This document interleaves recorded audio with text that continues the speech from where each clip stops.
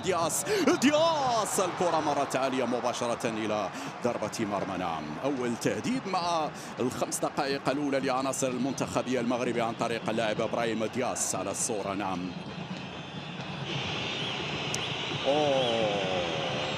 كيليان مبابي، عز الدين ناحي إبراهيم دياس. السيطرة زادت لعناصر المنتخب المغربي، وصلت إلى مزراوي 1 على 1. مزراوي يقترب من إبراهيم وانتورا. إبراهيم، يلا يا إبراهيم. ضاعت فرصة الجول. غريبة هذه الكرة. نعم، يا من ثنائية بين عز الدين أناحي وإبراهيم دياس في منتهى الروعة. خذوا هات. نعم، بين أناحي وإبراهيم دياس أمام المرمى الفارغة. كيف ضاعت هذه الكرة يا إسماعيل يا الصباري؟ معلش، بسوما تبادل هنا بتمريرات قصيرة، محاولة المرور. مروا على أناحي. ممتاز، وتسديدة الأولى من كيا الياميق. في نهاية الأمر جاءت التسديدة الثانية. مالي يجب أن نحذر منه.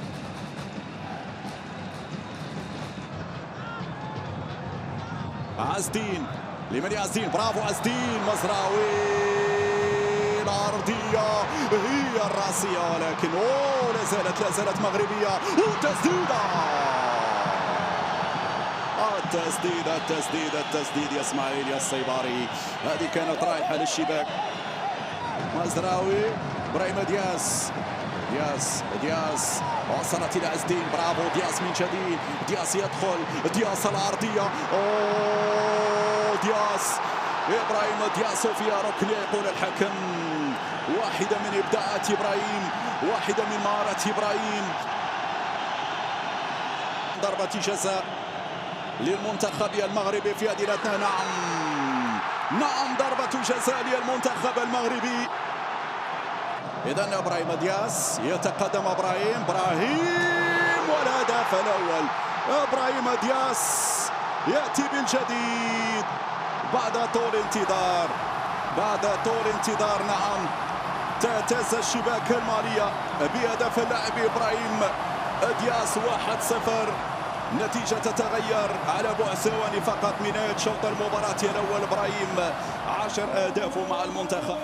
ننتظر بكل تأكيد المزيد يا إبراهيم يا دياس. إبراهيم يلعب قصيرة، مرفوعة الكرة،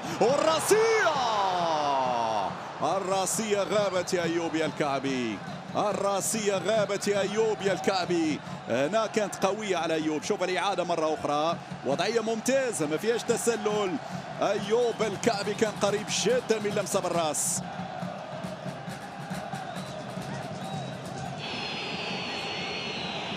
كامارا يعمل مراوغة، يدخل وسط لاعبين مرة من الثالث. هذه صعبة. كامارا،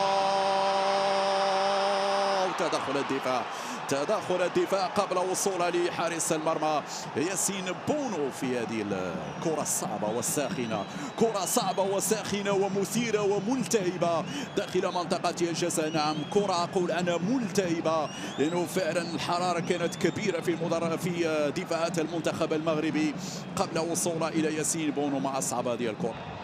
عبدو ميفير، نعم، يعلن عن ضربة جزاء لفائدة المنتخب.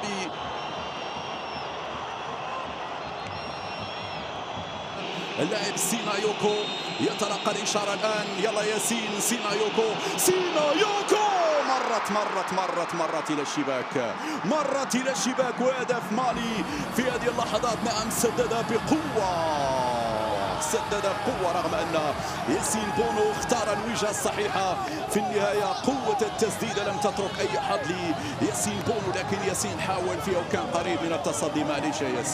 معليش يا ياسين، نتيجة تتغير. 1-1.